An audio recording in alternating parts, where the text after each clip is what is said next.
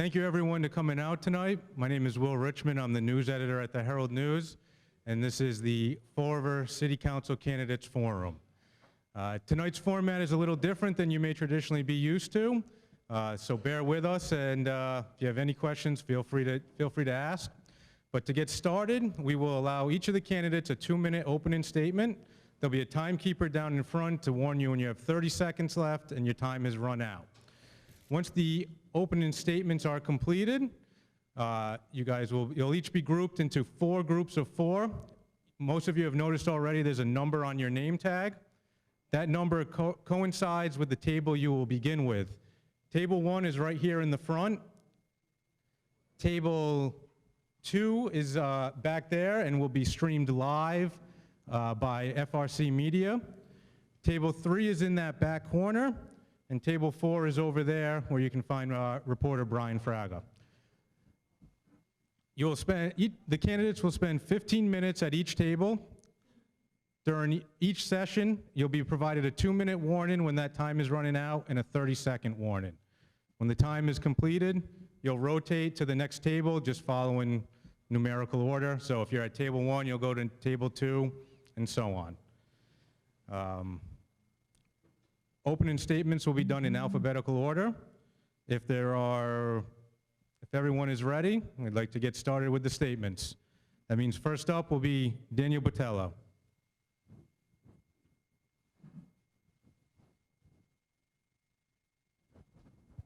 One more thing while Daniel is coming up. There's refreshments on the table over here. There's also some index cards. If anyone here has a question they'd like to pose to the candidates, please write the question down on an index card and give it to one of the members of the Herald News that will be moderating at the individual tables. And we will ask your question as time allows. All right, first up is Dan.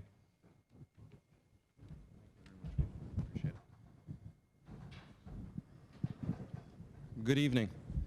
I'd definitely like to thank the Herald News and all the folks that have come out tonight to participate in this event, family members, friends, and general public as well. My name is Daniel Botello. I am running for the City Council here in Fall River.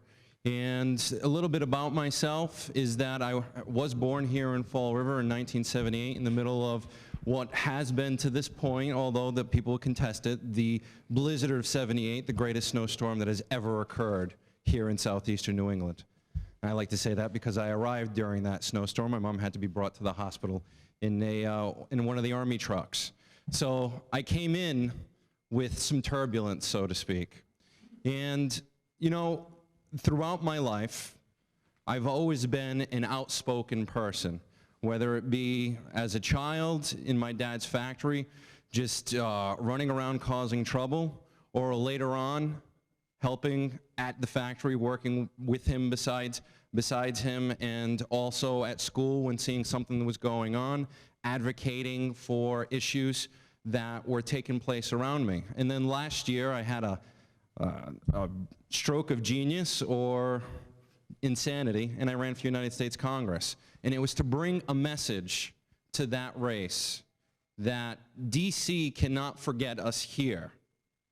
And did relatively well in that campaign, of course. It was very hard, but the point of it was to bring that message that, you know what's going down there isn't working for us here. And folks approached me and asked me to run for the city council, which has brought me here. There are definitely things that have gone on within the city, and I would like to bring my experience, my advocacy to the city council, to talk on the behalf of finances, which is my background. It's what I went to school for, and I think that that is my strongest point. Thank you very much. Next up is Ron Cabral.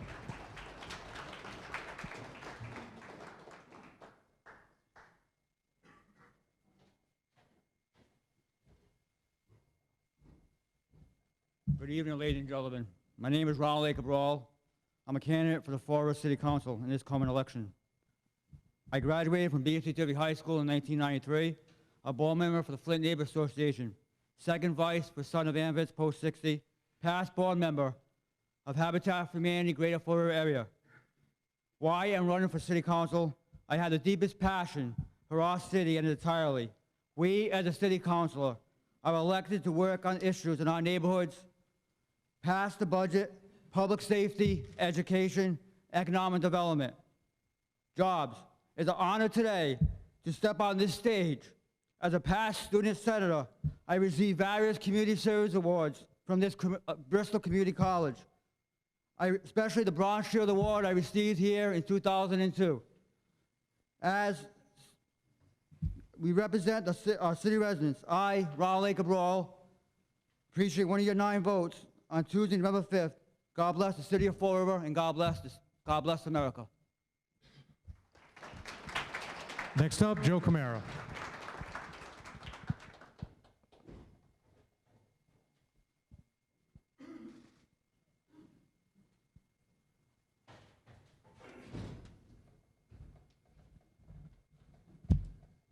First of all, I'd like to thank the Herald News for hosting this forum tonight. My name is Joseph Camara, and I'm born and raised in the city of Fall River. My wife, Lila, and I are raising 3 children, all of whom are proud to participate in the Fall River public school system. When I first ran for public office, I did so because I wanted to make a difference in the city, make it a better place. And I believe we made great progress. Some of the examples I'm going to share with you today, like the creation of Commerce Park, which is adjacent to the industrial park that is employing hundreds of people. Another example is the new creation of the new fire station and fire headquarters at the north end of the city, where there was none in the north end of the city before my tenure. We now have an entire fleet of new trash trucks and a recycling system in place, where before the city was not recycling at all. We also have replaced 52 miles of our city's water mains. And let's not forget the 9 brand new state-of-the-art schools that are filled with modern technology that are going to help our children succeed. Those are some of the examples and many more of what I've tried to accomplish along with many of my colleagues, mayors, and representatives during my tenure on the council. And I'd like to thank you once again for giving me the opportunity to do that. And as your city council, I'm going to continue to fight and make this city a better place. And on November 5th, I respectfully ask for one of your 9 votes. Thank you very much. Casey.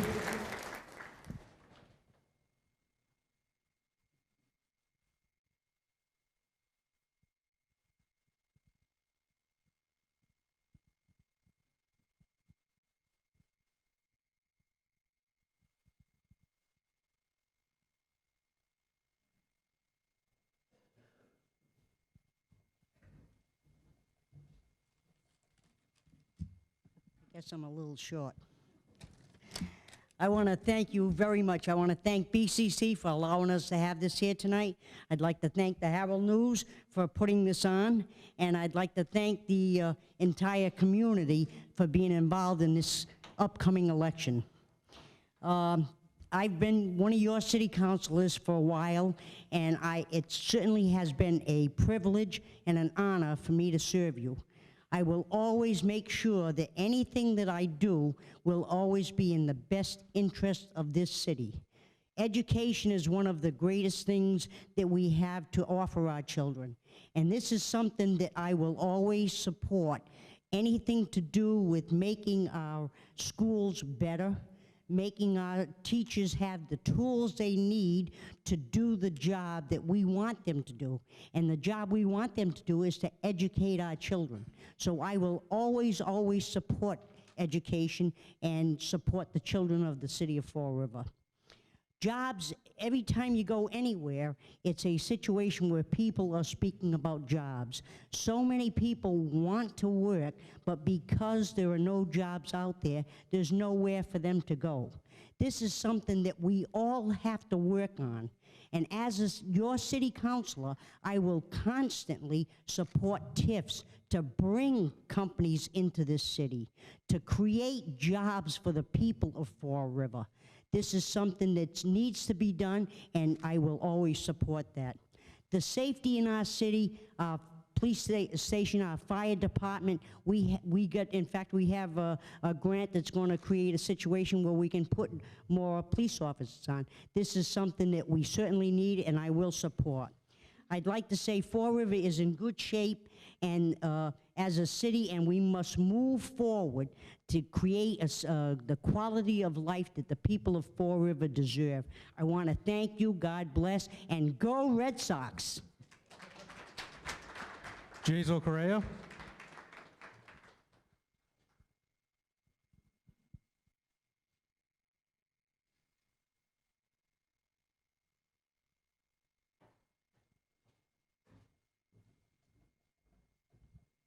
Good evening, everyone. My name is Jazel Correa II. I am a candidate for City Council here in Fall River. I'm a lifelong resident of the city of Fall River, and I'm here to work for you.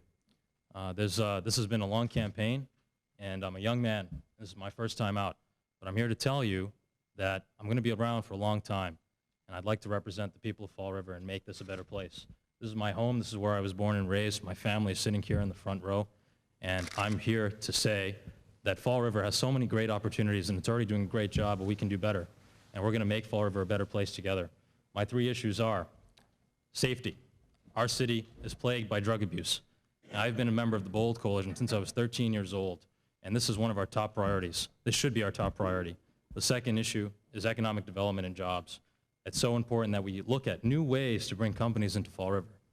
There are many ways to do this, and we're going to work together to do this with the administration. And the final issue is, of course, education.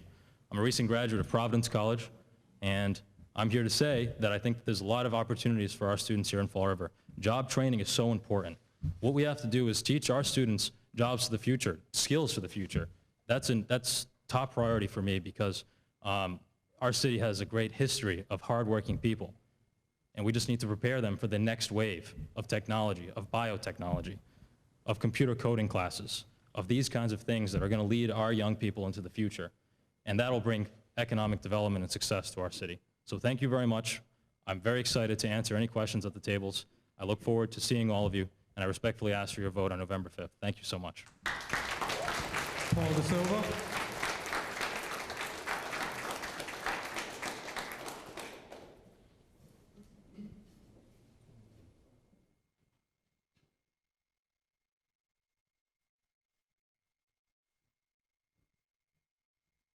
Good evening, everyone. I'd like to first thank the Herald News for sponsoring this candidates forum tonight, which gives us the opportunity to directly reach out to the residents of the city of Fall River and the viewing public, and to increase the awareness of our campaign's message. As a lifelong resident and the youngest of 6, it's an active member in the community, it's clear to me that our city is at a crossroad, and now more than ever, it's time for change and forward thinking. If I am elected as a member of the City Council, I will work tirelessly to improve the quality of life for every citizen of our city. I will work to ensure that the city operates with fiscal responsibility while maintaining a level of government that will provide the needs of our city's residents and guarantee the highest level of municipal services. I will also support all endeavors, big or small, that will attract new businesses to our city and get our residents back to work. As a member of the City Council, I will continue to work to make public safety top priority. The men and women of our police and fire departments put their lives on the line for us day in and day out. We need to make certain that we do everything to ensure staffing levels remain at a safe ratio to ensure everyone's safety, well-being. I will work with the administration to maintain an open channel of communication with the council on all issues and concerns. The relationship between the City Council and the mayor can be strong as long as clear communication between the two is a priority. I strongly believe that now, more than ever, a solid partnership is needed between the City Council and the mayor's office to keep our city moving forward and to its fullest potential. Most importantly, I will ensure that the voices of all city residents are heard and not lost in the political fray. We are elected to serve the citizens of the city, and I will always remember to keep your best interests in mind with every decision that is made.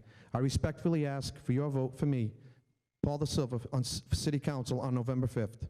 And please know that you'll be voting for a promising new future for our city and all of its residents. Thank you. Chris Donovan.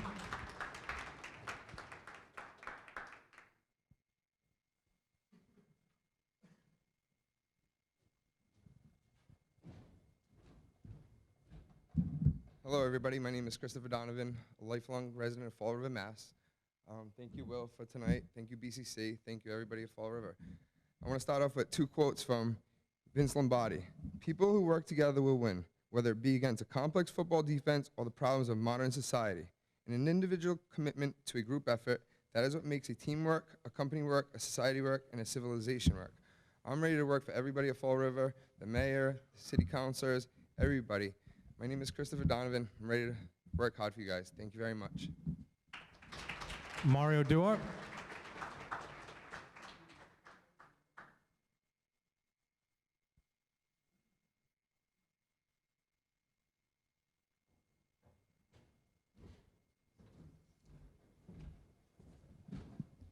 Good evening. My name is Mario Dua, and I'm running for City Council. I'd like to say thank you for everyone for coming out tonight. Hello News. I'm not a lifetime resident. I was born in Portugal. I came over here 44 years ago. I am Portuguese American. I raised 2 children in a 2 to 4 education system, and now they're in college. I just want to say happy birthday and happy anniversary to my wife of 29 years, which she's not here tonight. And I'm a small business owner. I'm a veteran of 20 years in the Army National Guards. I served 9 months in Bosnia. I am a small business owner. I am 20 years Department of Corrections. I retired 20 years Department of Corrections. I am a hard worker. And top priority of mine is drugs, public safety. We need more officers on the streets in Fall River. Get the drugs off the streets. And then jobs. We all need jobs in Fall River to get people back into the city, like we did years ago. That's why my parents came to Fall River, for jobs, cleaners to the city, and get people back working in the city of Fall River. And education. That's another problem we have in the system, but we'll be there. And if I get in, I will give it 110%. I will bring my skills as a leader in the military I earned and worked. Everybody that knows me knows how hard I worked. If people know me from Maplewood Park, I was a past president for 10 years, and look what we've done in Maplewood Park. We raised $200,000 at Maplewood Park, and then it cost the city a dime. That's all hard work that I put in and my board. There's no team, there's no I in team. It's a team that put that park together. As a city council, I will be a team, not an individual. And thank you, and hopefully I get one of your 9 votes in November. Thank you. Stephen Long.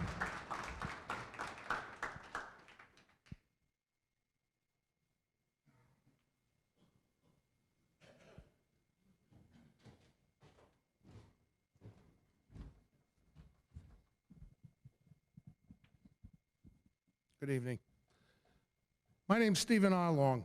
I'm a 5th-generation Fall Riverite, a lifelong resident of the city of Fall River, as is my 2 sons, their wives, and my grandchildren. I'm the son of former State Representative John J. and Claire P. Long. I've been married for 35 years to my wife, Paula Dumas Long. My children and I were educated in the Fall River Public Schools, and both they and their spouses graduated from Durfee High School. We have chosen to live and raise our families here in Fall River.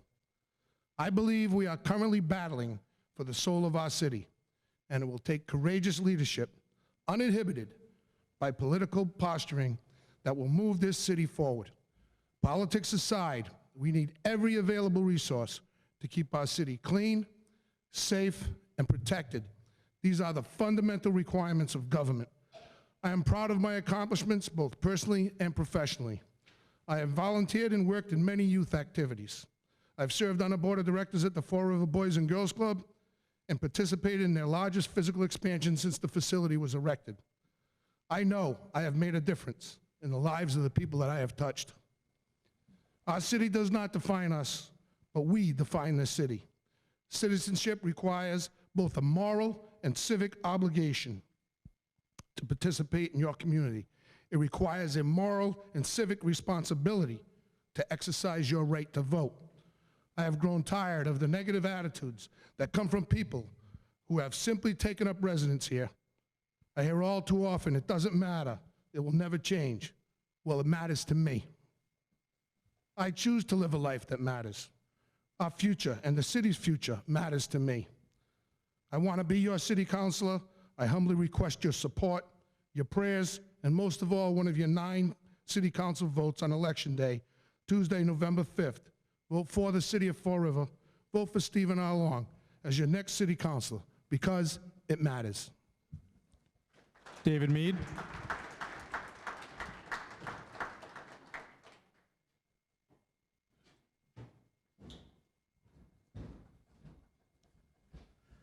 Hello, I'd like to start to thanking Will for hosting the forum today. Thank you, Will.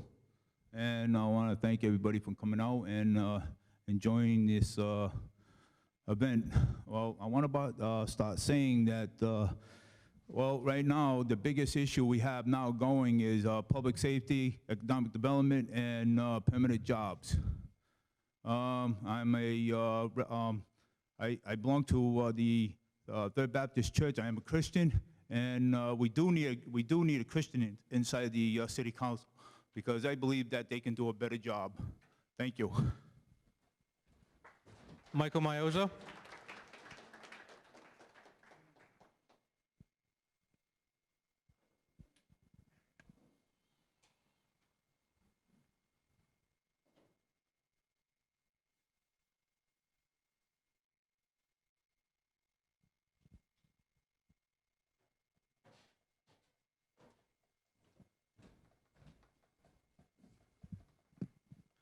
Good evening. My name's Mike Mioza, and I'm a candidate for re-election to the Fall River City Council. I'd like to thank the Herald News for providing the time to the candidates so they can present our ideas to you, the community. I'd also like to thank Fall River Community Media for streaming this, to the audience, and to the candidates that are here this evening. It has been an absolute privilege and honor to serve the people of Fall River. In past campaigns, I have stated that collectively, the City Council should be able to produce a laundry list of accomplishments for the prior 2 years, because in my view, not one single councilor can accomplish anything on their own. It takes 4 other votes, and it takes working in partnership with the administration, your colleagues, department heads, the legal department, the business community, and other elected officials. The 2012-2013 City Council had many accomplishments over the past 2 years. For example, we secured 5 new police officers for 2014. We passed a citywide ban on bath salts and synthetic drugs. We passed a $10,000 personal property exemption tax for small business owners. We succeeded in passing a new zoning ordinance to streamline permits and energize the business growth in our community. We approved the city budget with a $1.1 million increase for education. We authorized the purchase of additional DPW trucks and street sweepers. We authorized several park improvements, and we passed a tree ordinance to improve the city's appearance for residents and visitors.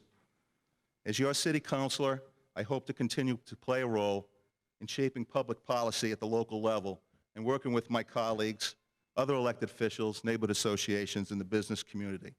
If re-elected, I will continue to represent the values, the needs, and the desires of our residents. Your support is crucial to my campaign success. I respectfully ask for your vote on Tuesday, November 5th, so I can continue to fight to make Fall River a better place to live, work, play, and visit. Thank you. Ray Mitchell.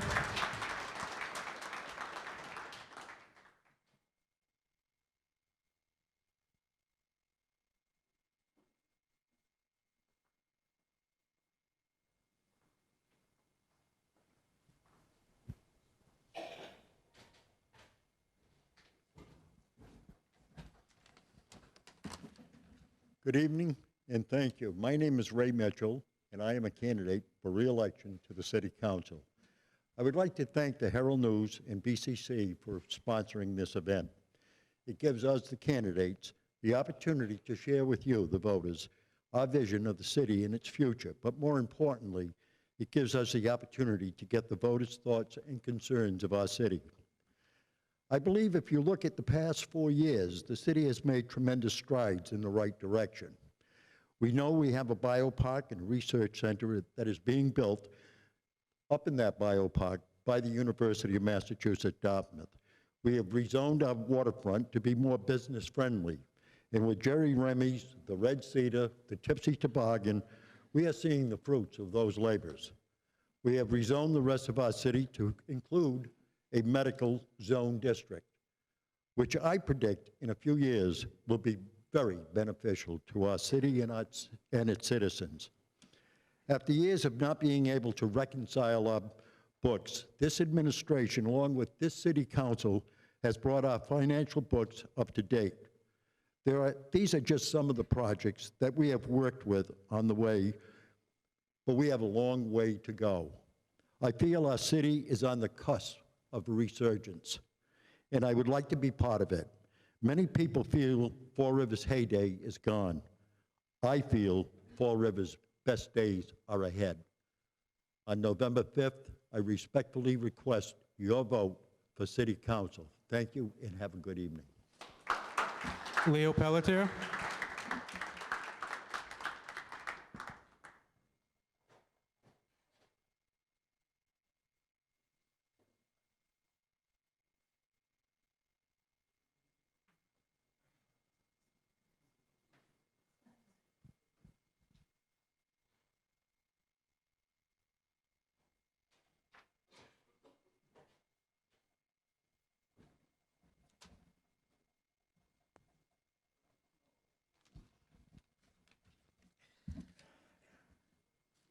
I'd like to thank the Herald News and also BCC College for inviting us up here today. As you all know, I serve on the council for some 27 years. Serving the people of Fall River has been an honor and a privilege. I have worked on many issues in my tenure as council. Clean water, new pipes, they call it 42-7. And this is the 13th phase of that.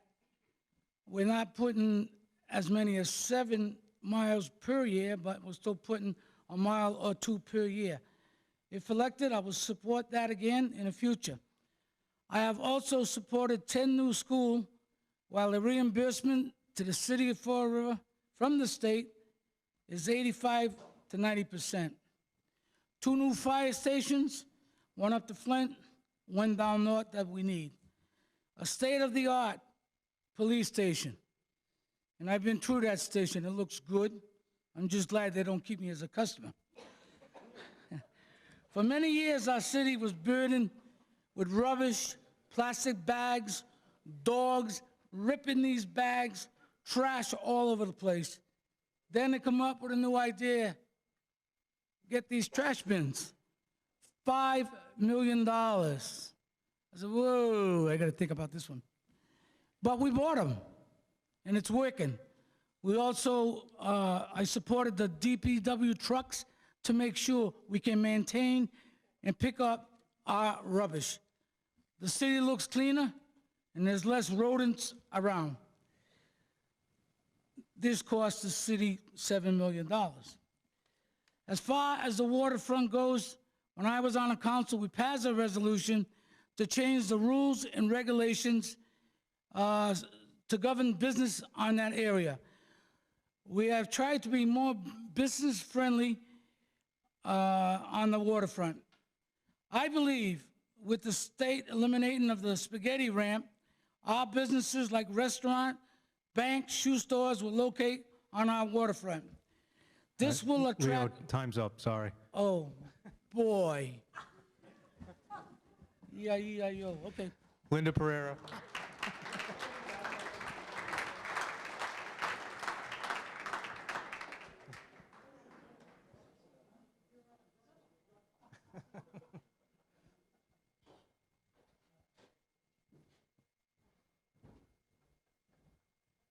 Good evening. When I first started this, I didn't wear these. They're new. Good evening to all. Thank you to the Herald News, to BCC, to Fall River Media, and most of all to every one of you who took the time to be here this evening and those at home listening. I am City Councilor Linda Pereira, and I have a deep belief in my heart in Fall River and its people, because our citizens are our greatest asset.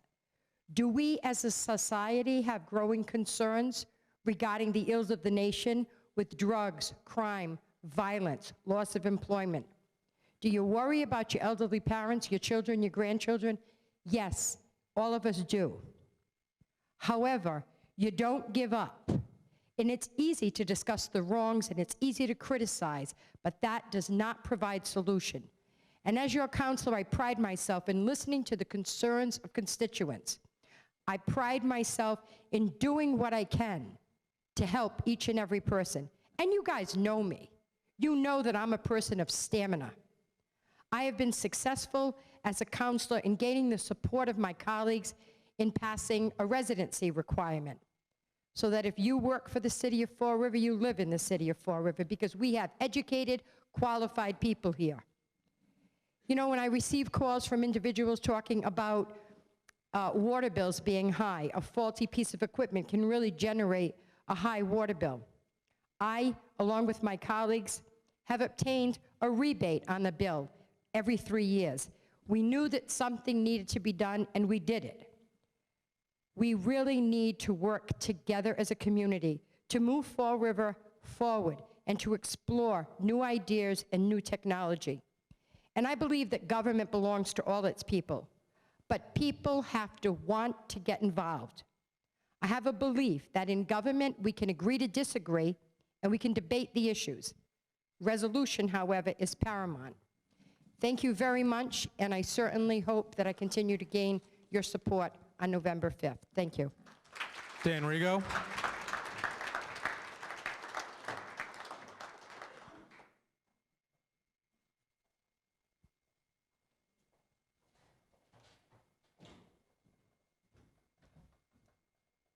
First of all, hello, my name is Dan Rigo, and I'm a candidate for City Councilor for re-election. And I thank the Herald News and Bristol Community College for entertaining us here tonight and bringing the message out to the public.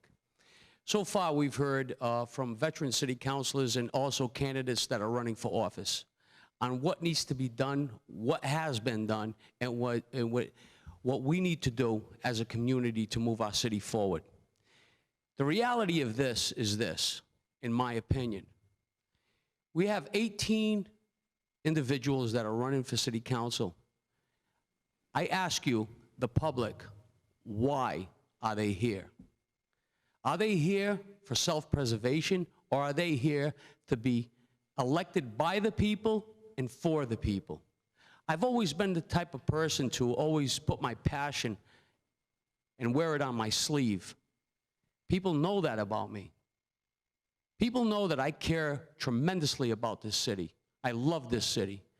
We have had great city councilors in my first term.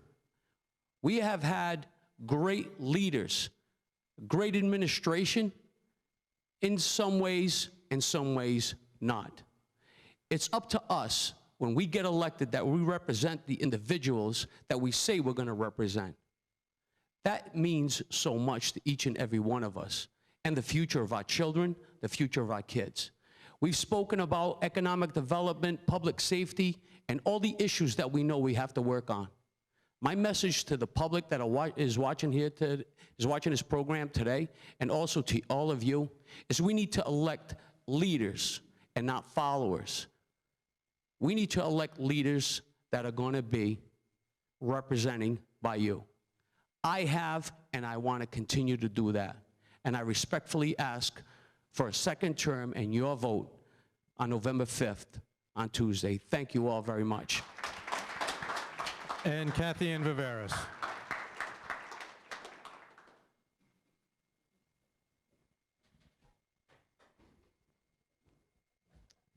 Thank you very much, Will, and to everyone, thank you so much for joining us tonight.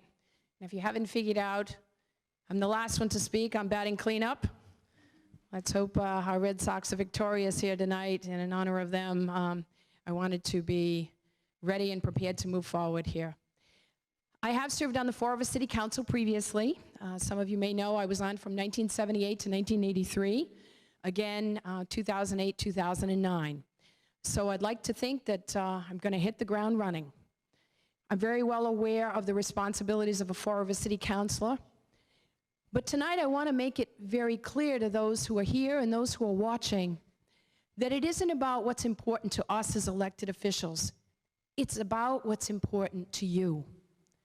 We are elected to be your voice. We are elected to represent you and do the best we possibly can to provide the services to our community to improve your quality of life. I am running for office again because I continue to remain extremely optimistic about our city's potential. I continue to believe that there is a great deal that we can accomplish. But in order for that to happen, we have to have the residents of our community actively involved. So I do want to be your voice. I want to hear from you. I want to promote your agenda. And certainly we're going to address public safety because we need to feel safe in our homes and on our streets. We need to create jobs for our young people.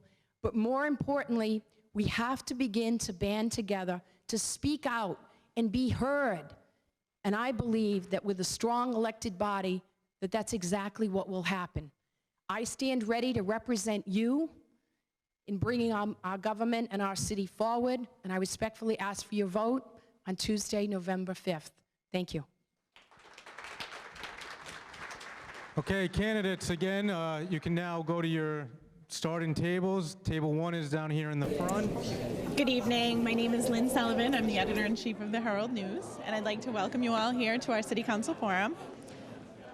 Tonight at the table I have with me candidates Daniel Botello, Stephen Long, Mario Duarte, and Paul De Silva. Okay, gentlemen, my first question.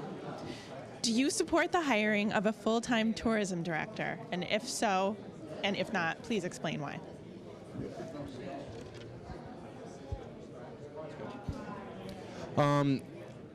That position would need to also encompass economic development. I think to just completely do just a flat-out tourism director would not serve the city well. We need to bring in economic development, whether it be for tourism or other industries that I know our city has to, we have to, diversify in our job base. If we just depend on tourism alone, if something goes wrong where travel ends up falling down, we'll be right back where we started. So it would have to encompass economic development as well. Thank you. I think it's important if we talk about tourism, if we're talking about a tourism director or any position within a city like that, I'd like to see where there were priorities and goals set for that position and hold their feet to the fire, so to speak.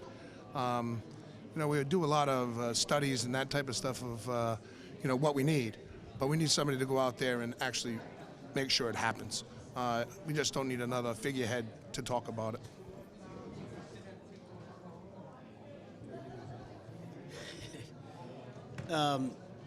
We do need one, but right now, I don't think I would support it. Because with the spaghetti ramp going down and the traffic's going to be, I think tourism is going to probably slow down. And the Battleship does a good job promoting themselves. A lot of the restaurants do a good job promoting themselves. So at this time, no, and I don't think we have the money to support another position in the City Hall. For me, I would say no. I'd like to see more police officers hired at this time. Thank you. Do I agree with the hiring of a tourism director? I do and I don't. I guess I would agree with some of the comments that were just made. We need to make sure we have, if we do hire someone, it's someone that would actually, we'd hold them accountable. Basically, like in the private sector, you would have someone, you have goals that need to be met. And I think that's what we need to do as a community. I think we're just saying we're not going to just pay a salary and we're not going to get anything out of it. I think it's important that we hold them accountable and, they have a strategic plan over the next few years that we work together on it and to make sure that, we're going to get the bang for the buck, that we're going to bring additional tourism into the city that helps promote the city and helps the businesses throughout the community. So that would be it. Thank you. Okay. Mr. Long, this time I'm going to start with you. What role do you feel the council can play in developing the South Coast Life Sciences and Technology Park?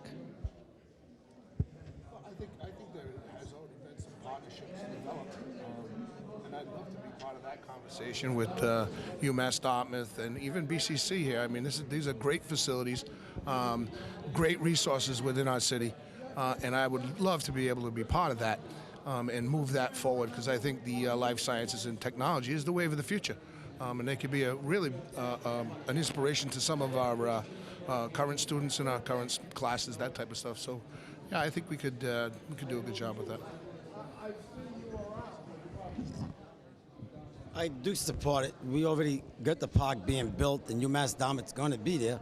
Right now, we just need companies to come into the biopark, and I do support it. And I think it's our future, and the kids in college will get a job and stay local. So regarding the bioscience park, I think we've did an okay job right now, but I do work in technology, not biotechnology, but I think biotechnology is still has. It's up and coming, and we need to continue to foster that type of environment in that area.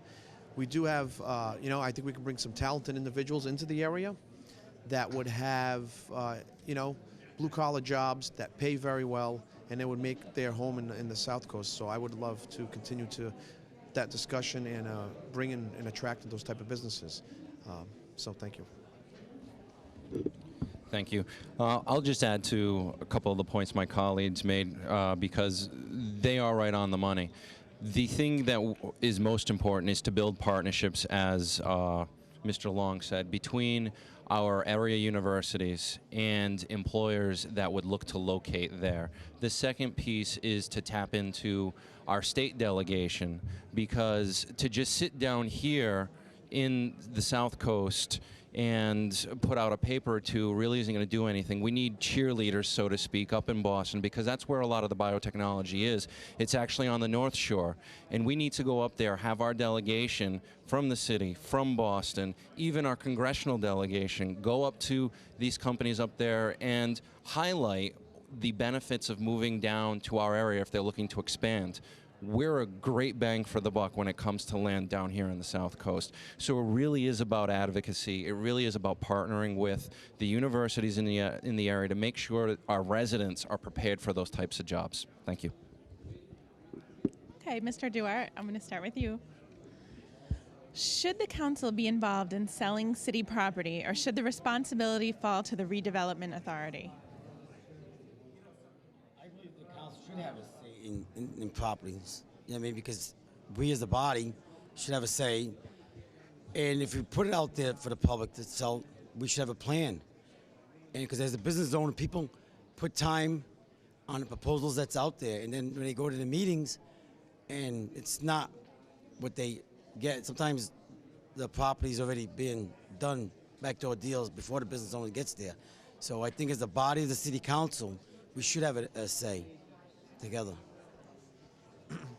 And I would actually agree with Mario on this one. I think it's important that we, as a council, they have a say in disposing of public schools or any public property.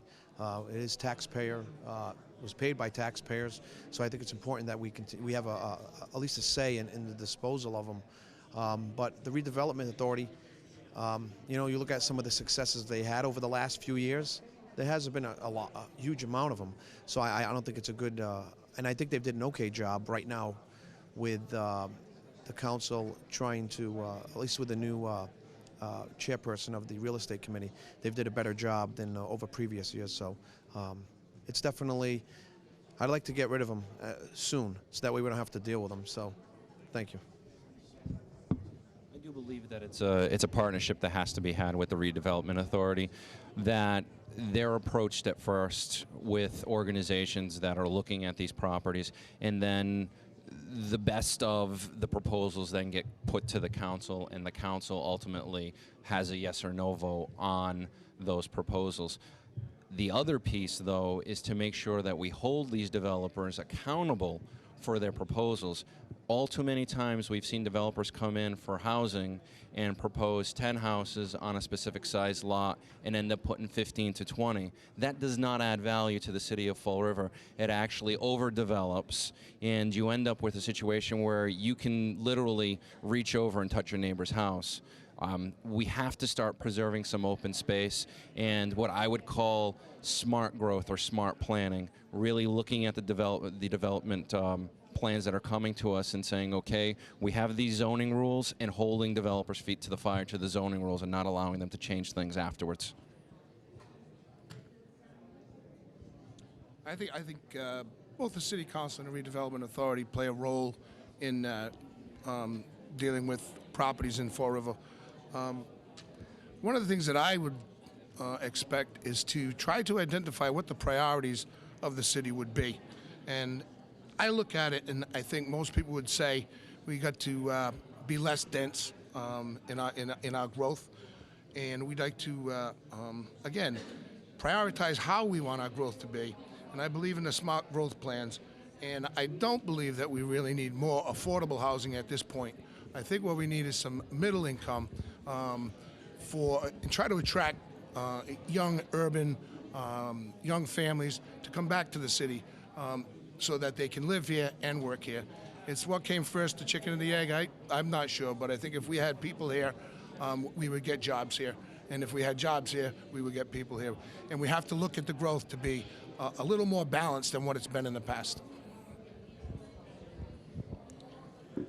Okay, now we're going to start with you, Mr. De Silva. All of you would be new to the council. What in your background or your experience do you think would be an asset to this council? Something new that you could bring to it, to this mix? Something new that I could bring to the mix of the city council. Well, my background is technology. I know a lot of the government, there's not a lot of technology in there, but I would think that I'm an active member of the community, and I've been involved, so I would continue to, I don't know what I would bring my hard work and dedication to the council, and would work tirelessly for the people of the city, but not to say anything professionally that I don't think I could, working in technology would be kind of tough, but I would bring hard work with me, so thank you. Thank you. I think my background in finance and economics would actually be something new that the city council hasn't seen, and we've had lawyers on our council. We've had different business people that have general knowledge of finance, but to have someone who studied it and who works within the industry and is very accustomed to all the terminology that comes in would be very helpful. For example, the city went out and actually had a consultant that came in and talked about rebonding. Well, that's basically the same idea as remortgaging our home to get a lower interest rate. There is a little analysis you need to do there, but that's definitely something. I'm not saying we wouldn't need that consultant, but we'd probably be able to depend on them a little less, in the sense that that's things that I can do right on the fly, is saying, what's it going to cost us to rebond? How much are we going to save on the interest? And there's a correlation between that, your break-even point. If we go after that break-even point and we're saving money, then it's a no-brainer. We should absolutely do that remortgaging or rebonding, so that way we can save money on interest. But that's my specific background. It's what I've been advocating that I really want to bring to the council. There are so many other areas in public safety and all. I'd look to my colleagues, to folks that are even currently running that have experience in technology, because our websites and things for the city do need to get updated, and that's something that my colleague over here, Paul De Silva, would definitely be a good person to talk to about.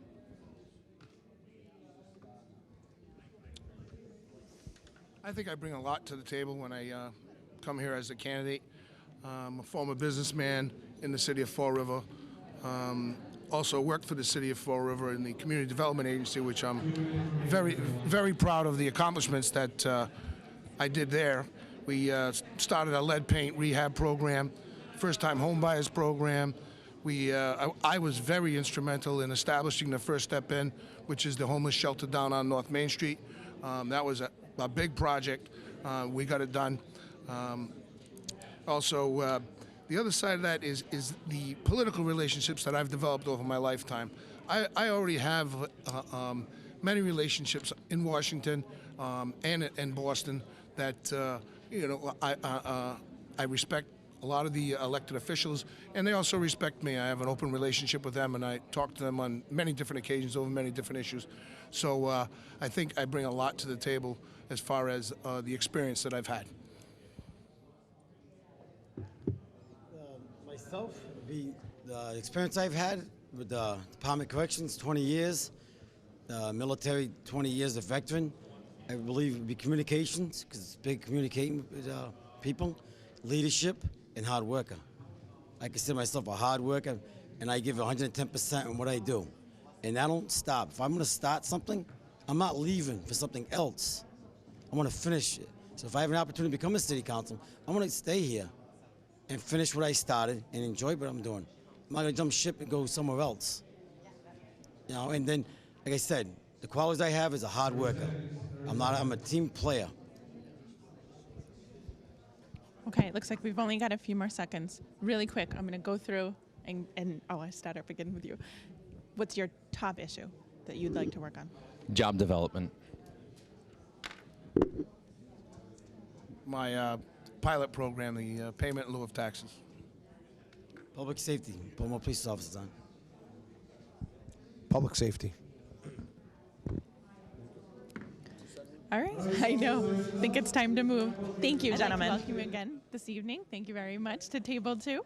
My name is Lynn Sullivan. I'm the editor-in-chief of the Herald News, and I am with candidates David Mead, Pat Casey, Joe Camara, and Ron Cabral. Okay, Mr. Mead, I'm going to start with you. Do you support the hiring of a full-time tourism director? And please explain why. Well, not this.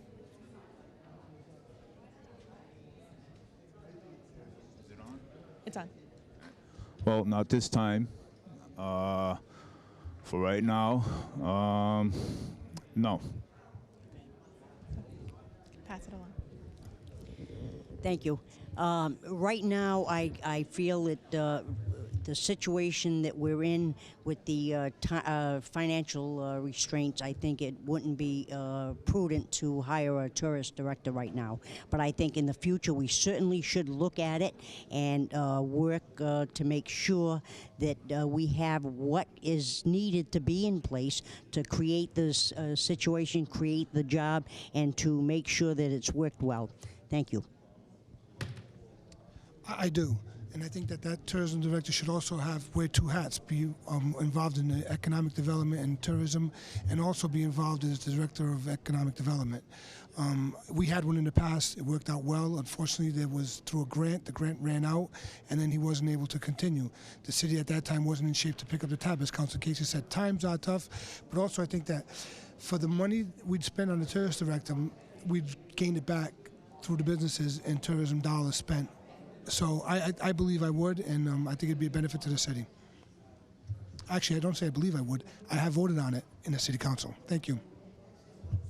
Yes, I will, because we have a lot of tourism from our Battleship Cove to the Adrian Memorial. And I think we should have a tourism director because it's like a grant thing, and I think we should have we had one in the past, and we had various events in our neighborhoods and downtown we have the stroll every year, twice from September, and we had this past in October. We have to support our tourism in our city. That's why we as elected officials have something to do to come into our cities. And you see people from all over the Commonwealth, from the South Coast and our South Coast neighborhoods, come to our city, where I was born and raised. Thank you. Okay, Ms. Casey, I'm going to start with you. What role do you feel the council can play in developing the South Coast Life Sciences and Technology Park? Well, I think what we have to do is make sure that we support any companies who are involved in this to be able to come into our city. We have to make sure that we open our eyes to what is being put in front of us and make sure that we support it. The thing is that the future is in science, technology, and we have to make sure that we are doing the right thing for our children and anyone who is in college and going into these areas to be able to have a place to work and a place to create more business in that field. So I would certainly support it. I think the council can help in a number of ways. We can streamline the permitting process for any permits that need to be taken for the park there. We've already taken significant steps in the state putting the infrastructure in there, and I think what we need to do is promote it more. Promote it so that people all over will be aware of what exactly is the biopark and find out what their intentions are and how big they want to expand there. I think we also can make it a one-stop shopping for anyone that wants to come in there and work with UMass Dartmouth to promote that as much as possible. Yes, I support that because biotechnology is coming into as our future of our city. And we have permits to pass, the city council to pass that in our city, and hire local people to work for us. Hire these nice students at Bristol Community College, at UMass. Hire the residents of the city of Florida first. That'll bring more jobs to our city. Yes, I would support that too, because like Ron Cabral said, Mr. Cabral said, he said, well, it would bring more jobs into the city. Well, we need to hire the residents of Fall River, like in past city councils, Joe Camara, Pat Casey. They're the ones that voted on it. So I think it's a great thing because that's really good technology. So technology is great. So let's hope that we can build more technology, just like that, and you know, so. Okay, Mr. Camara, I'm going to start with you. Can we add anything to that? Sure, go ahead. Well, just like years ago, we created advanced manufacturing technology with UMass Dartmouth. I mean, you have to have state reps involved in that type of process, and I think promoting it as much as possible through the economic development and the Chamber of Commerce, and I think that's something that has been in the plan for quite some time, over 10 years, and I think there's enormous potential there, but we have to make sure that everyone remains on board, and I can't stress the fact how important it is to make it as simple as possible for those companies to either move here from another location or to begin there right from the start. Thank you for letting me add to that. No problem. Okay, so you can start with the third question. Should the council be involved in selling city property, or should that responsibility fall to the redevelopment authority? Well, it's funny you should say that, because when we were selling these schools, I made that question myself. I said, why isn't the redevelopment authority taking these schools over and selling them? And I guess the redevelopment authority works in funny ways sometimes. They weren't interested in taking that property or city property into their hands and selling them. So we had no choice.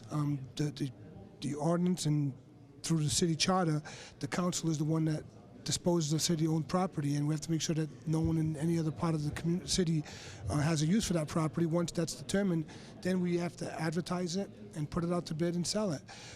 But I have no problem in the past when we've turned over city property to the redevelopment authority so that they can sell it, like we did with the Abbey Grill and the police station. But for some reason, we have all these schools that were supposed to bring in an enormous amount of money. We found that out not to be true because of the time of the economy and just the condition that those buildings are in. So, I mean, it would sound like a good idea for the redevelopment authority to take those schools off the city council's hands and promote it and sell it, because it's what they should be doing. But when I offered that suggestion up to them and they were at a meeting, they says, well, you know, we'll look into it, and they never did. Not one school has ever been something they were interested in taking over and developing. Good question.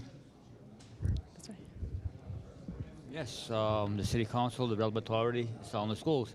Like we just purchased one of our schools, the National Neighbor Association, building a community center for our youth. And I think it's a good idea for the city council to pass this, and hopefully in the future it'll be open. But we have various, like the Fall River Police Station, for instance. That's been abandoned for years. My godfather worked in that building.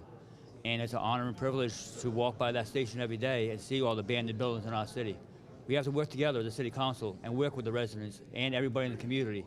As elected officials, that's what we do, to help the cities of Fall River first. So you agree the city Yes. council should be? Okay, I agree. Yeah, I agree. Just like again, we developed the Duval School, the community center, and hoping that opens up in the future time, because that that will take the kids off the streets and everything else, and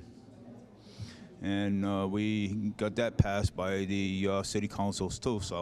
So I mean, that's great. We do it for the kids, and as city councilors, we would want to open up more community centers.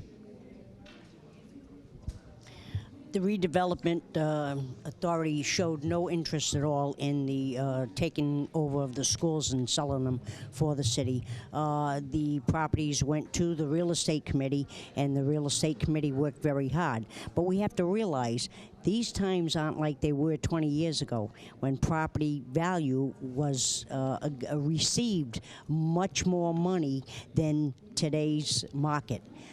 So that's what occurred with the real estate committee.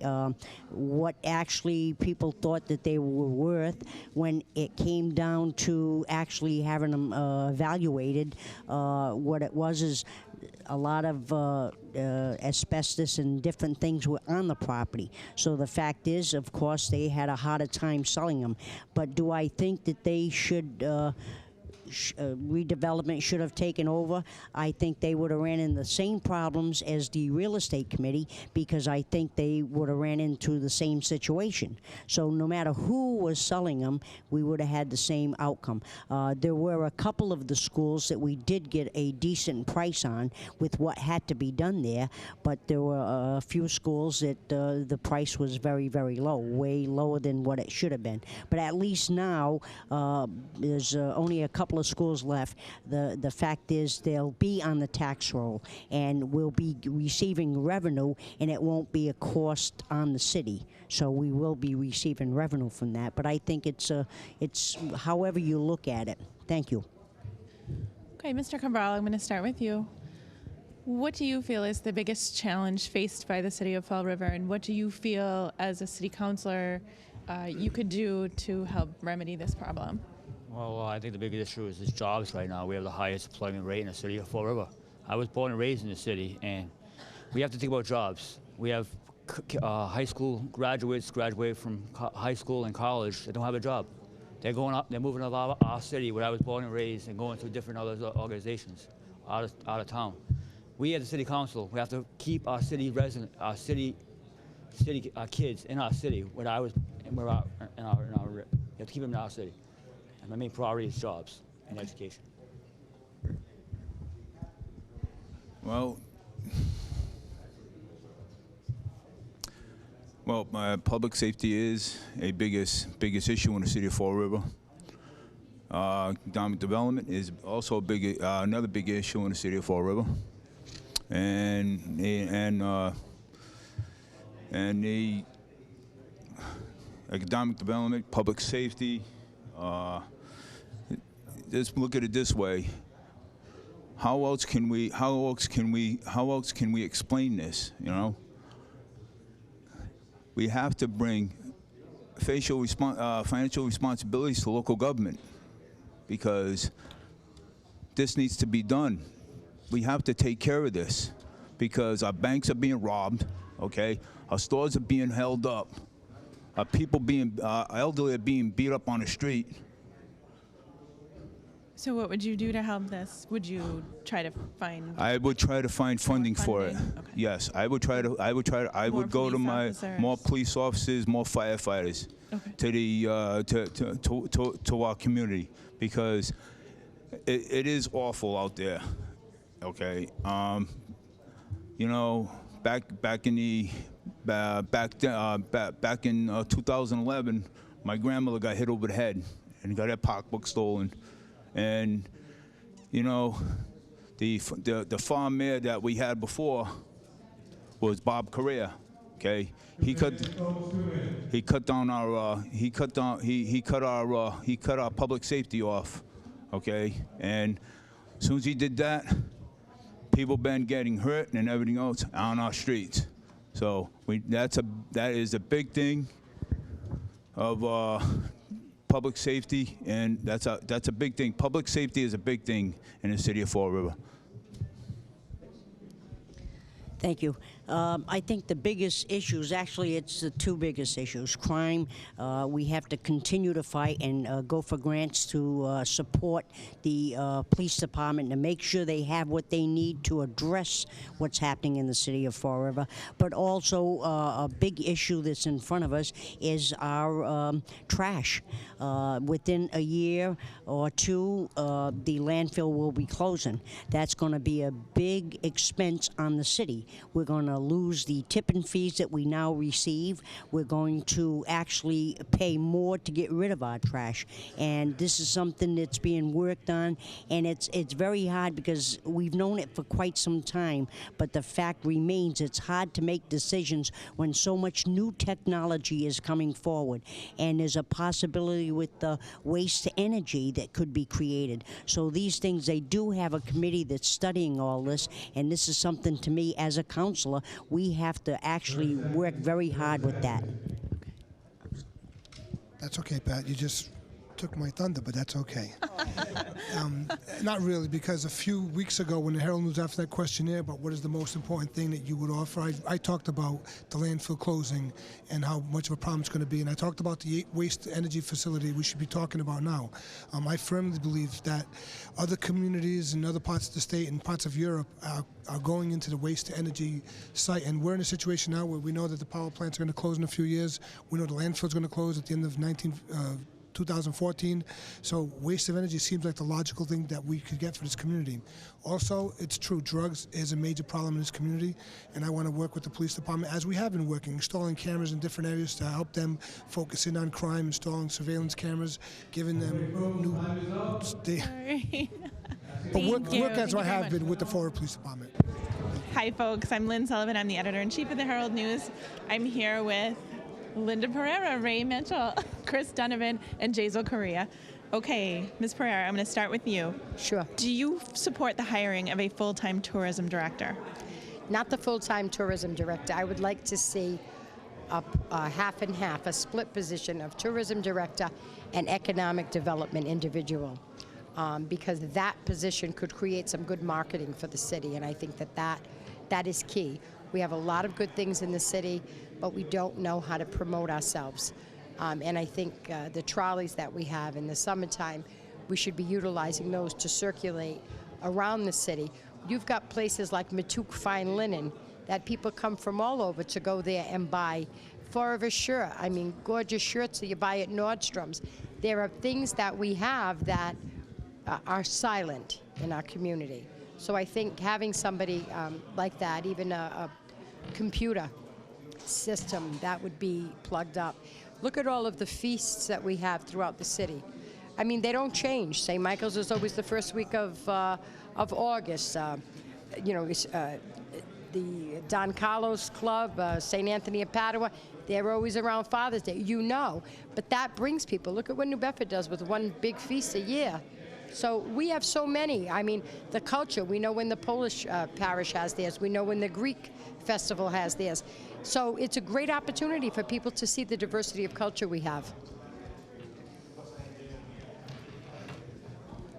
Lynn, let me put it this way. I feel that we do need a tourist director in Fall River, but I don't think that should be the limitation on that job. I think that that job should be incorporated with economic development and tourism. And the reason I think we need an economic development director and tourism director is because, as Lynn says, there's a lot of things in Fall River that we can market. We haven't marketed Fall River, and a good economic development coordinator could, in fact, market Fall River in such a way that it could enhance the entire city. But at the same time, we need jobs, and that's where we need an economic development program that is overseen by the mayor and the city council. I do believe that this is possible. I do believe it's something that we should do in our future, because Fall River's future depends upon that. Okay? Thank you. Hello, I'm Christopher Donovan. I definitely think we need a tourism director, as being a tourist spot in the city, owning the Eagle Event Center, our first historic 1929 ballroom, a new historic American grill to go with the ballroom, and then we also need to be together with all our other tourism spots, the Lizzie Borden Museum, the Historical Society, the Battleship. Everybody needs to be together, and we are all not together right now, but we don't know who to go to grab them person to become in that circle. So now, if you get a tourism director and an economic, he needs to also, or she needs to also be well informed of economic development also. I mean, We have a reservation that's the most beautiful reservation probably in the East Coast, I could probably say. And it's we don't even know about our beautiful nature unless we just go down the back roads and just go the wrong way. And we need to bring all these at-risk and risk kids to the reservation and to the nature and let them see there's more than the city. There's nature in the city. And I think we need to get marketed better through that tourism director. Thank you very much. Hello. So this is an interesting question because we've seen right down the road what's happened in New Bedford with their tourism director. We see what's happened on their waterfront, and I believe that Fall River's waterfront will soon look like that as the spaghetti ramps come down. So what are we going to do? We need to position ourselves and market our city better.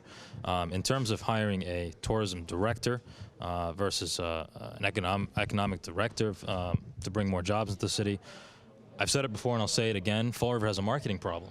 That's the issue that we're dealing with. It has all the Lego pieces to make this city a tourist destination. And it already is in some ways. We have the Battleship, which attracts thousands and thousands of people per year.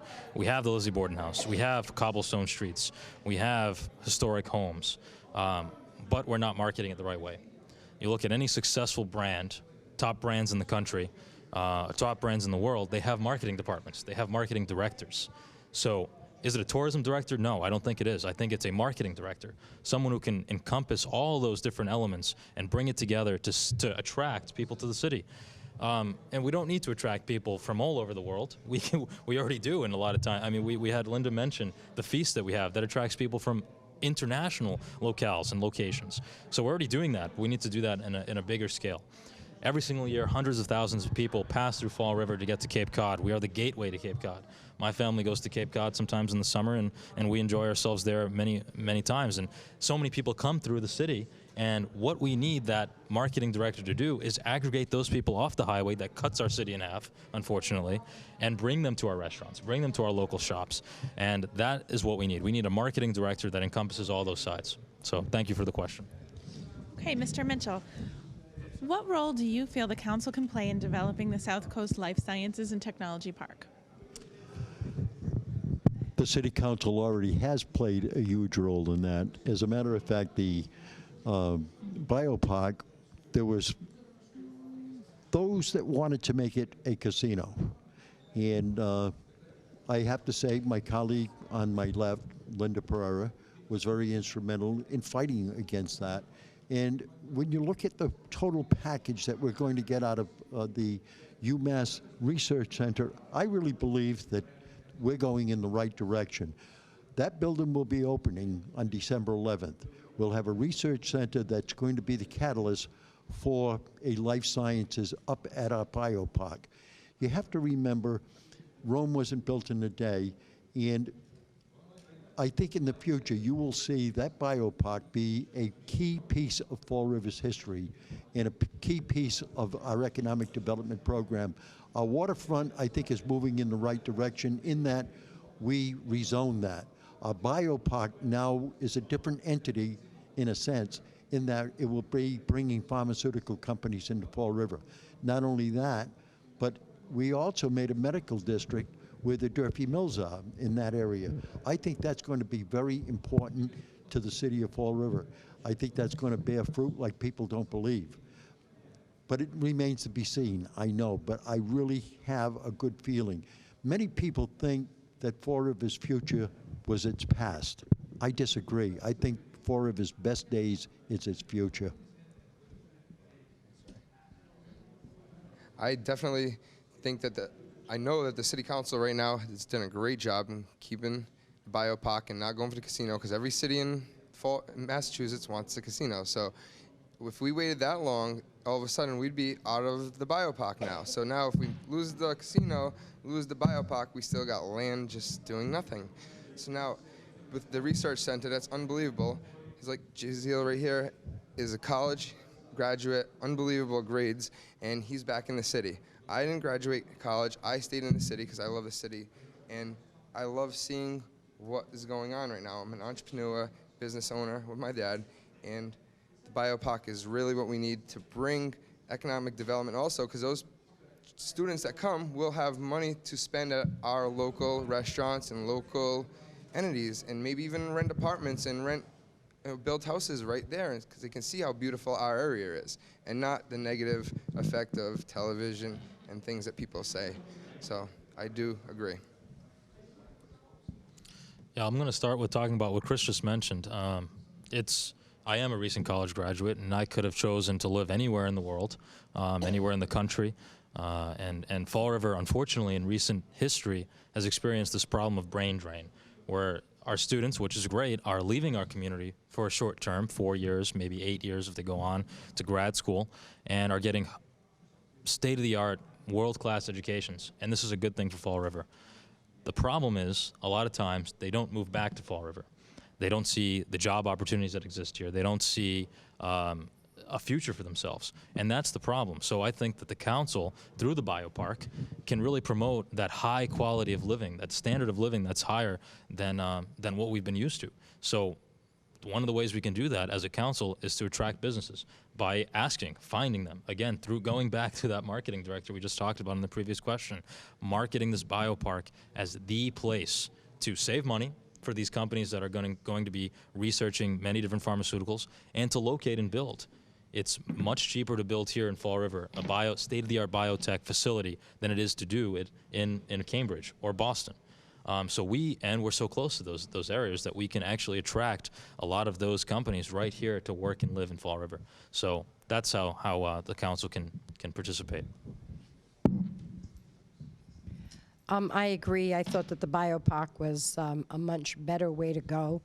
One way that the council can help to promote it is to be advocates for the city. I know that Senator Roderick just met with 4 gentlemen from Lisbon who own companies into biomanufacturing type firms, and they had a big meeting in Cambridge because many of the locations are in Cambridge. I would have loved to have been part of that because I think speaking the language may have welcomed them to the area, and I think that those are the types of things we need to do because we do know that Cambridge is a lot more expensive than coming to Fall River. The other thing is letting students go through the research facility up at Airport Road when it opens up up in the industrial park, when it opens on December 11th. People should go and see it. It's amazing, the sterile rooms, et cetera, that they work with. And that is going to be a facility used for research and design of a product that then will be manufactured here. So then comes the jobs. I have a cousin who's kind of in that line of work. You know, there's a lot here that we have in Fall River. There is a gentleman who owns Merrill Manufacturing. There are 2 sewing machine companies left in the United States of America. One of them is located right here in Fall River. And that manufacturing, sewing machine manufacturer, just developed a flat overlock stitch. Now, if you know what an overlock stitch is, it usually grabs 2 pieces of material and overlocks it.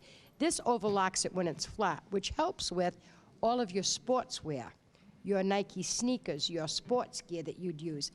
And he should have a research and development where he's looking to come out with a prototype that can be manufactured here, 1,000, 2,000 pieces, to then send out. And that's the kind of technology and that's the kind of innovation that we have here. Matuk has a phenomenal stitch that they just developed, and when I toured the factory, I said, I love this sheet, I love this. And later, he came over and said, do you want to see this new stitch we designed? And when they brought me over, I said, that was my favorite one. So there are smart things being done, and you know, it took them quite a while to develop that one stitch. And where does that brain power come from? Right here.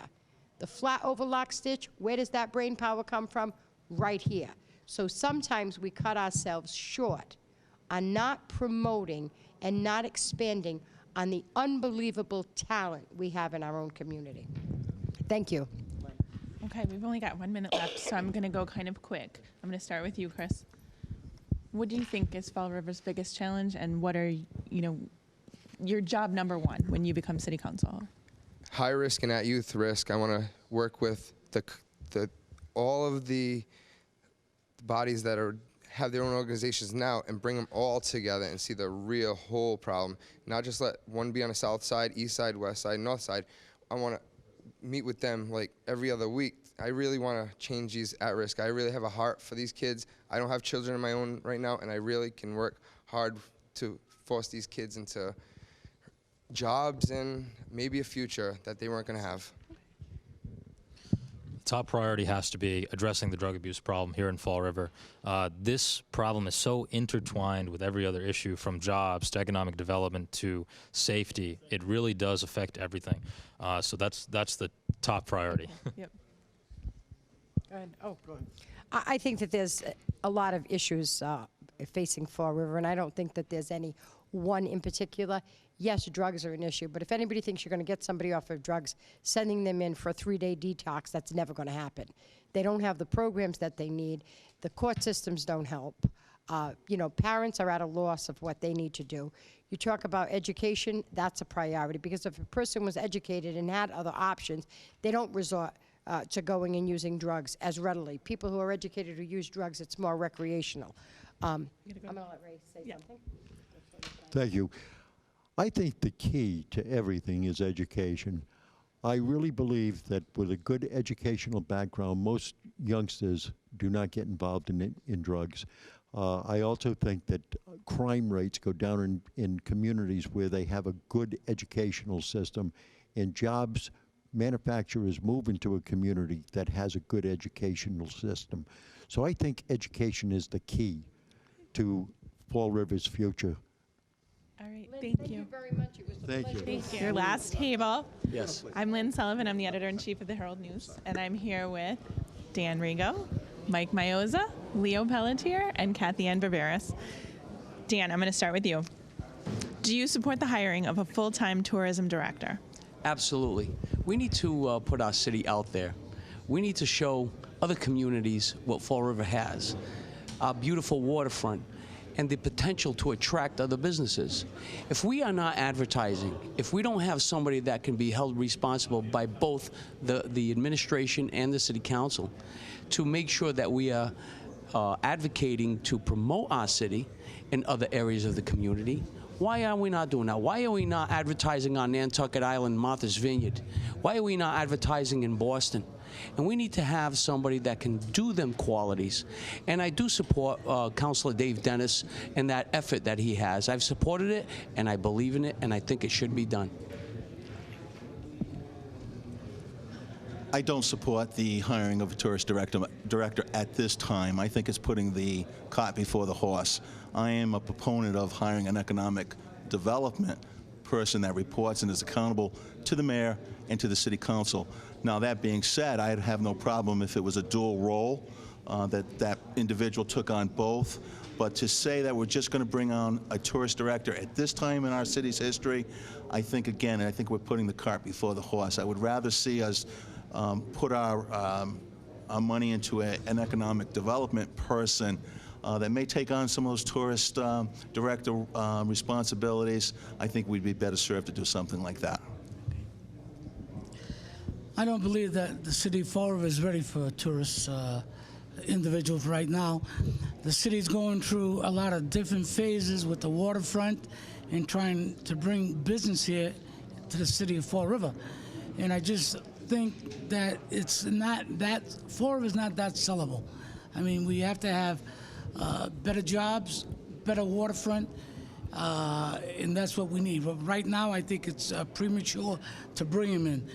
I've seen ads for down south that you can buy a house for $110,000 and taxes are only $500. You don't have that in Fall River. House is $250,000, $200,000, and the taxes are sky high. Why would they come to Fall River? We have to correct that first, then we get somebody.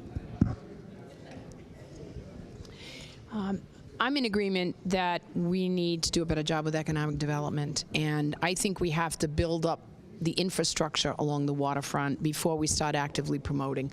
So while I think a tourism director would be a great asset at some point, I guess I would prefer that the person that gets added at this juncture is an economic development director, somebody who is out there marketing the city, bringing in new businesses, on the waterfront and elsewhere. I think that needs to be where we start. And once you build the infrastructure, then the people will come, because again, there is, we do have a lot to offer, but I think it needs to be an economic development director and somebody who's going to actively market the city. Okay, Mr. Mayoza, we're going to start with you for the next question. What role do you feel the council can play in developing the South Coast Life Sciences Park? Well, I think what we need to do is we need to do whatever it is to support the administration in those efforts. Right now, it seems to be very slow from my view. But I think in time, as you know, the administration works with those entities that we need to bring into that park, because right now I don't see a whole lot happening right now. So I think the City Council, our role is to support those efforts that the administration makes to see that that gets developed. Well, I certainly feel that some things should be coming up there, and I think it all depends on the mayor going out to these different places like Boston and showing that Fall River has a park that they could utilize in Fall River. And I don't know if it's going to work, how long it's going to work, but I wish it would happen soon so we can have tax money and we'll get a little relief here for the taxpayers. I'm a great proponent and have been for many years in what's called cluster development. And again, it speaks to marketing, but I think that the City Council could be a partner in that. I think getting the current businesses that we have that are involved in life sciences together, collaborating, reaching out to their suppliers, their vendors, the other people that are in the industry, and encouraging them to come to Fall River. There's no better endorsement than for a prospective company to hear from a company who's already here and can say to them, look, the taxes are affordable, the utilities are good, we've got the infrastructure. We need to aggressively increase and step up our marketing efforts. And I think getting the business people who are currently involved in life sciences actively engaged in that process will provide a tremendous benefit for us. And I think that's a good role that the council could take on, working with the community and trying to get that marketing effort and that outreach effort initiated. The question goes back to economic development. And I do agree with my colleague, Councilor Mayoza, and the other candidates that we do need to take care of that. That is very, very important. Even though I feel having a tourism director, at some point in time, we do need that. Again, what are we doing? Are we advertising? Are we reaching out to MIT? Are we reaching out to Yale? Are we reaching out to all these colleges and showing them what we have to offer? Let's let these places know, these institutes know, that we will give them TIFs. We will give them tax breaks. If we give them tax breaks and offer them a decent piece of property, it'll create jobs. People will move here, and then we will have a tax base based upon the individuals that want to come down here and live. Absolutely, 100%. I do agree that we need to market our parks everywhere and not just keep it here in the city of Fall River. I don't see it being marketing anywhere. Mr. Pelletier, I'm going to start with you. Should the council be involved in selling city property, or should the responsibility fall to the redevelopment authority? I think being on a real estate committee for so long, I had no problem with selling city property, and I think I know I've done a good job with it, but when it come down to the police station, it kind of all fell apart. I think if you do the job right, you sell it off right, there's no problem. It shouldn't go to private people. It's our property. It's up to us to sell it, and it says it in the charter that the land or the buildings will be sold by the real estate committee, whether it's a foreclosure, anything. So I just assume leave it right where it is. I don't mind doing the work, and we save money as well. I was on the council actually several years ago when we tried passing properties over to the redevelopment authority, and I think it was a huge mistake. And it was a trial at the time. Unfortunately, I don't think the process that's used by the redevelopment authority is an open and transparent one. Whereas when the city council does its business, it is very public, and everybody knows exactly what's happening. And I think that what we saw with the police station in particular right now, totally unacceptable. The idea that someone would be awarded a piece of property for very small money and then told after the fact, now we're gonna clean it all up for you, totally inappropriate process. Who knows what kind of bids we would have gotten on that building had we acknowledged up front that the city was going to clean up the property first and then undertake bids. So again, I think the redevelopment authority is far too political. It's subject to too much influence on the part of the administration, any administration, whereas the council is a transparent process, and I think that's where the sale of real estate belongs. I would love to echo what Mr. Veras has just said, and I do believe that the City Council should play a major role in the sales of properties. Again, I believe the redevelopment authority goes back to the administration. It's an appointed position by the administration, and if there is no transparency in who we feel is an individual that should serve with a non-biased attitude and think about the welfare of the piece of property that we're saying, I do believe that the city council should play a role, and I don't believe that everything should be sent over to the redevelopment authority, because again, here we have the Office of Economic Development that sits on the redevelopment authority, and all these decisions are controlled decisions, not sometimes in the best interest of our city. I'm glad I went last on this question because I didn't have the history that Kathy has. So my answer is no. I don't think the city council, I don't think we have the expertise that you need. There's environmental issues, there's sprinkler issues. So, but I guess now I have a different perspective, as Kathy said. So my first instinct is no, what expertise do we have? I mean, look at the schools. Look at the difficulty this council had on selling schools, and thank God that Councilor Poulin was able to pull everybody together to get the assessments, the Phase 1 environmental assessments that needed to be done. They added those to the bids. So, maybe this goes to the question we got asked about having our own legal counsel. Maybe that would help in selling, but it's hard because the way this council's constituted right now, there's nobody with that experience. So you're relying on individuals that don't have that experience to make these kind of decisions, and we're not afraid to do the hard work. We do the hard work. We do it to the best of our ability, but sometimes we make mistakes because we don't have that expertise. So I guess the long answer is no, I don't think the council should have that involvement. Okay, Mr. Pelletier. Oh, you just went. Okay, so now I got to come up with a new question. I got to come up with a fourth question. You guys. Did you answer that question? That's okay. That's right. We started with them. That's okay. What do you think is Fall River's biggest challenge, and how will you, as a city councilor, work to remedy that problem? We need to do a couple of things, and they're all financially related. We clearly need to increase our commercial tax base, and I think that's going to provide the revenues that are necessary to address public safety, to address our infrastructure improvements. But in the interim, and we know that's going to take some time, we need to get our fiscal house in order. I think that the budget does not necessarily reflect the priorities of the community and the people who are paying the bills. And I think that needs to get addressed. We're constantly seeing taxes increased every year. We're seeing utility increases. People are struggling.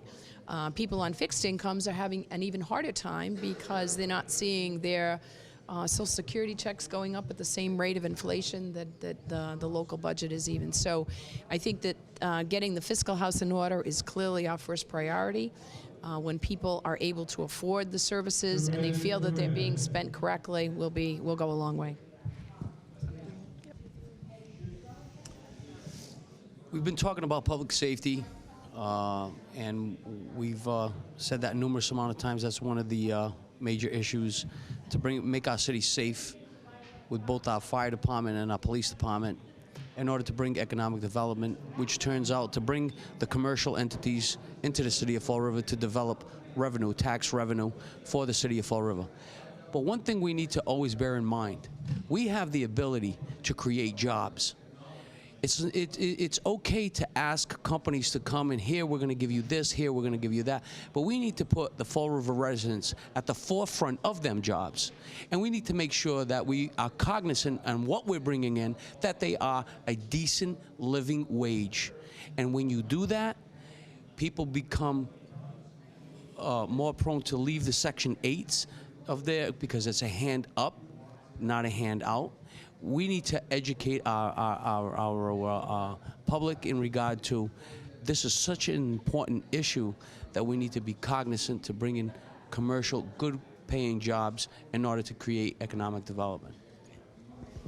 I'll be brief. I agree with Kathy. I think we need to get our financial house in order. Secondly, I think we need to understand what the priorities are. There are a lot of priorities in this city, and we can't solve them all. But that being said, what I'm hearing from the public is that public safety is the #1 issue. Let's go get that one right and then move on to the others. I think the biggest problem here in the city of Fall River that's facing us is money. We keep going out and getting money to pay the bills, getting money. We're borrowing money. The more money we borrow, we're paying the interest rate, and the monies we're grabbing on taxes are going for this. We got to stop paying our bills before we end up going bankrupt, and that's very, very important. Whether or not the administration knows or not, the city of Fall River is going to be in trouble if we keep doing what we're doing. Thank you. Okay, thank you. I think we're good.